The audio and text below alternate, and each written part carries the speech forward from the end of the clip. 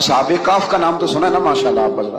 पहले इसकी फजीलत में एक हदीस ना बयान करूं। नबी करीम सल्लल्लाहु अलैहि वसल्लम ने फरमाया, ये मुस्लिम शरीफ की हदीस है, दज्जाल आएगा क़यामत के करीब और बड़े लोगों को गुमराह करेगा। तो हुजूर ने फरमाया, जो सूरह कहफ की 10 आयात जुबानी याद कर लेना, वो दज्जाल के फितने से बच जाएगा। अल्लाह तौफीक अता फरमाए। इस सूरह मुबारका की आयत नंबर 9 से असहाबे कहफ का जिक्र शुरू होता है। असहाबे कहफ, जब हजरत ईसा अलैहिस्सलाम को अल्लाह करीम ने चौथे आसमान पे बुला लिया ना, तो दिकियानूस नाम का एक बादशाह हुआ बनी इसराइल के अंदर, बड़ा जालिम था।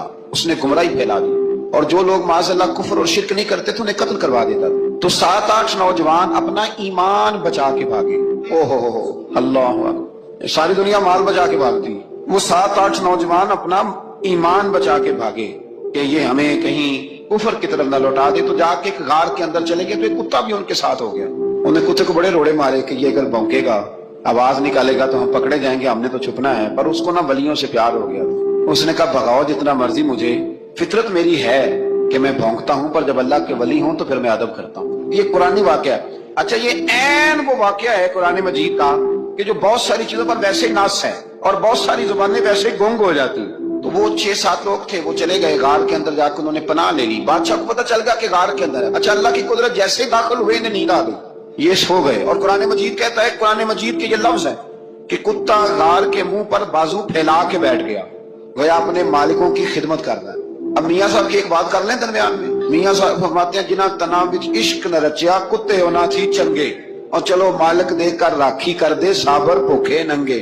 ये देखो ना कि इतना तो उनके अंदर भी कमाल है। अपने ना दोनों बाजू फैला के कुत्ता भी गार पे बैठ गया। इनको नींद आ गई। बादशाह ने पता कराया, कहाँ भाग के गए? तो कहा वो गार के अंदर है। बादशाह कहने लगा कि इनकी सलाह ये है कि एक दीवार चुन दो गार के मुंह में, गार कोई बंद कर।